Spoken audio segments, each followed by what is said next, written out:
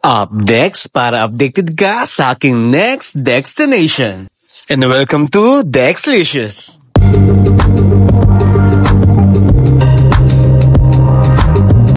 At dahil day off ko ngayon, may oras tayo magluto ng aking specialty.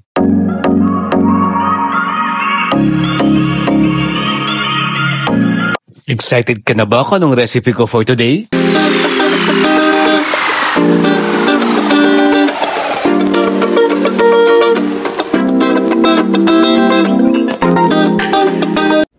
Let me check my closet.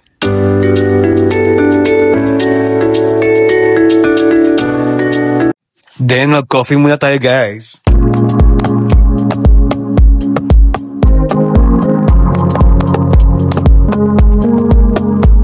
And this is my favorite spot sa bahay, ang aking kitchen.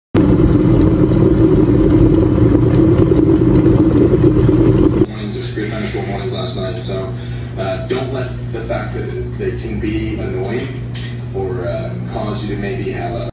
Then mag-grocery muna tayo ng ating mga kakailanganin.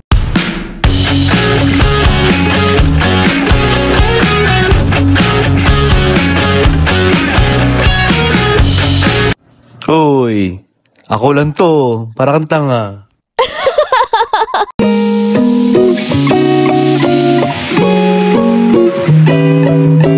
May recipe for today, munggo.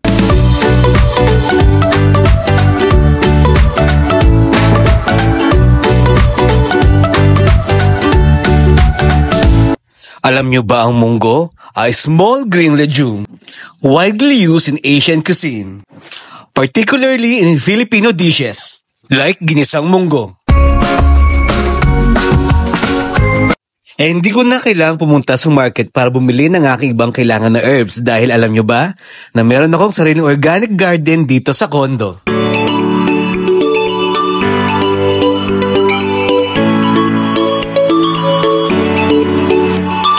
Tumataas ang rate ng sakit ng cancer ngayon dahil sa mga chemicals na ginagamit na pang-spray sa mga pagkain na kinakain natin, like sa mga gulay.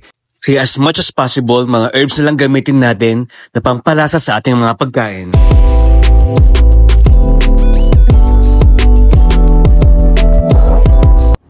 #Dexlicious, mag-team muna tayo.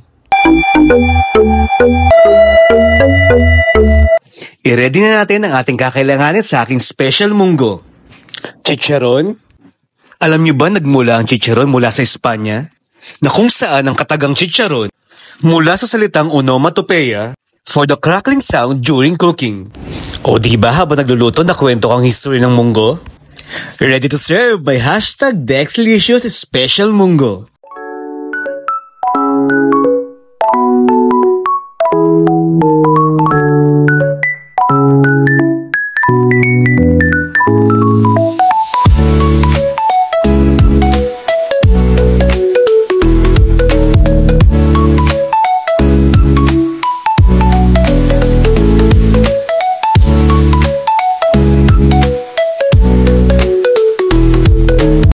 And pahabol na trivia, alam nyo ba ang scientific name ng munggo ay Vigna radiata.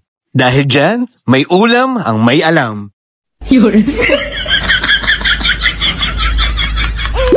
Until next time, maka #Dexlicious. Bye for now.